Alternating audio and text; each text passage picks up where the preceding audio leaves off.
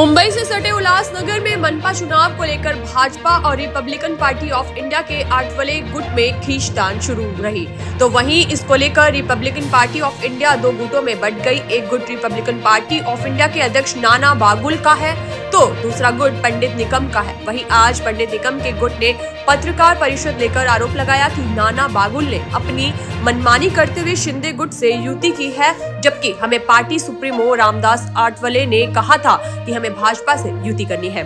वहीं पंडित निकम ने आरोप लगाया कि नाना बागुल पक्ष बेच दिया है। वहीं इसको लेकर जब नाना बागुल से संपर्क किया तो उनसे संपर्क नहीं हो पाया। फिलहाल नाना बागुल को लेकर रिपब्लिकन पार्टी ऑफ इंडिया के कार्यकर्ताओं ने नाराजगी व्याप्त है। वहीं नाना को लेकर कार्यकर्ताओं ने इसकी शिकायत पार्टी सुप्रीमो रामदास आठवले से की है।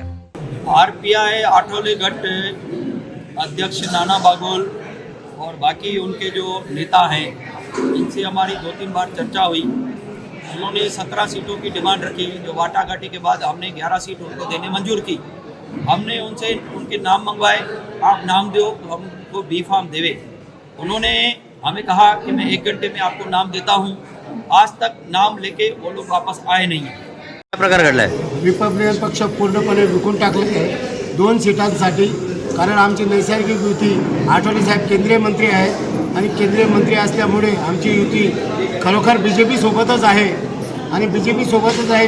आणि आठवले साहेबांशी आमचं बोलणं झालं आहे। उद्या आठवले साहेबांनी आम्हाला त्या ठिकाणी बोलवलं आहे। तिकीट वाटपाच्या वेळेला काय प्रकार घडला? तिकीट वाटपाच्या वेळेला BJP जे वधारे साहेबांनी सांगितलं की 11 सीट आमच्या फायनली झाल्या होत्या, कारण त्या ठिकाणी मी जनरल सेक्रेटरी पार्टीचा आणि आमचे कार्याध्यक्ष अंबादास गायकवाड हे उपस्थित होतो, नाना बागुल होते, आमदार होते आणि राजेशभाई वधारे होते। 11 सीटांमध्ये यांनी एबी फॉर्म देण्याची तयारी दाखवली होती आणि त्या तयारीनंतर 1 तासात येतो, पण तो 1 तास मला वाटत नाही की आतापर्यंत 1 तास झालेला आहे।